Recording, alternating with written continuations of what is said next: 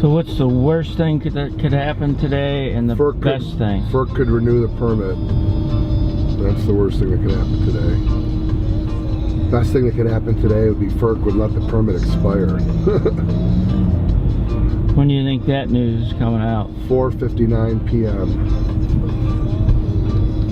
The close of business. In 2 miles, take exit onto Dyer Avenue.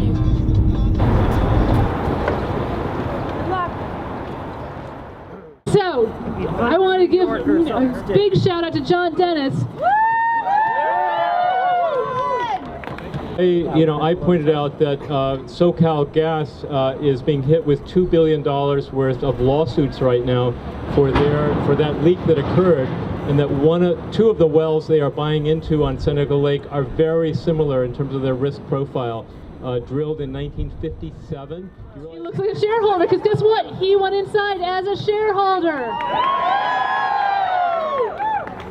And you want to tell us how it went? Sure. So John McAvoy addressed the group and was explaining how the company was involved in sustainable energy, but was also buying pipelines and this and that. But he said, the risk profile is of great concern to the company.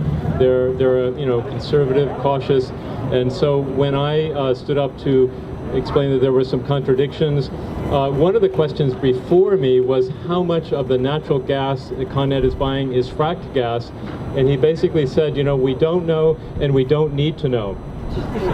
And he also said it's 2 or 3 months before this deal gets consummated. So if we keep up the pressure, I think the deal could fall through. So, very much. Thank you, John. So we need to keep up the pressure. Keep up the pressure. Keep up the pressure. Our Seneca Lake. We are Seneca Lake. And are we going away?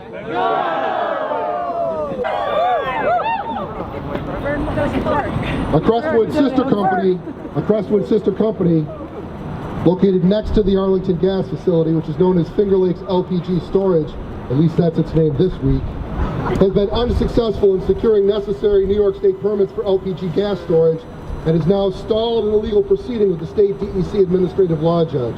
The people of the Finger Lakes will not allow this fracked gas to abide in our backyard. 31 municipalities representing over 1,200,000 upstate New Yorkers have drafted resolutions and letters opposing gas storage on Seneca Lake, including the cities of Rochester, Syracuse, Geneva, and Watkins Glen. This is a bad deal for the people of the Finger Lakes. It is unprecedented to site a gas storage facility of this nature on the shores of a drinking water source for 100,000 people and 4.8 million visitors who visit the Seneca Lake Wine Trail region annually. Friends, shareholders, my fellow Americans, lend me your ears. We come to bury Con Ed, not to pardon it. This is a very profound moment, a very Shakespearean moment. This moment is called the interregnum. That's when a discredited regime collapses and before the new one takes its place. This is the opportunity, the moment for us to interject our demands about the life we want to live and the planet we want to be on now. Ralph Nader said a very interesting thing yesterday. He said, our political system is decaying. It's on its way to gangrene. It's reaching a mass of citizen revolt. This is a citizen's revolt. We are revolutionaries, and this is the revolution. This is being led by the wonderful work of the people of Seneca Lake. That's right. This is being done by people all across this country, people of color, indigenous people, the Onondaga, the Diné, the Ojibwe, the Lakota, the people of British Columbia, the First Nations people who are fighting the same thing. All of this is connected. We're all in this together. One planet, one people. To watch watch what happens to this town when the water rises 6 feet and suddenly the whole of New York is underwater. So, for New Yorkers here in the city, around the state, and people around the country, let's keep it in the ground. Yes. Let's kill the extraction industries. And let's win. God bless you. The storage area in Seneca Lake is to hold the gas that they need to supply the CPV power plant where I live in Orange County in Wayanda. And so all of these projects are connected.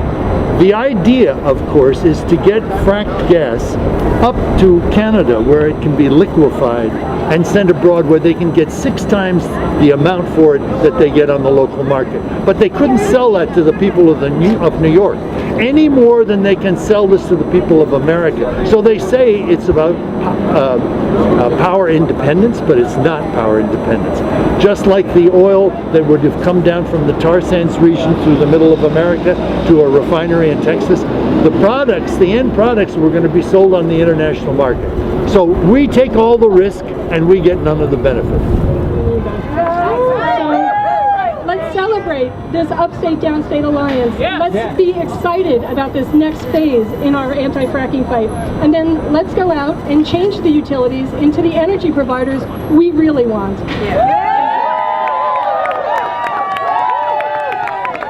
Thank you. We are here to warn you today and to put our letter officially on the record of the annual meeting to let you know we have given you due notice that civil actions will follow if anything happens to our precious Finger Lakes.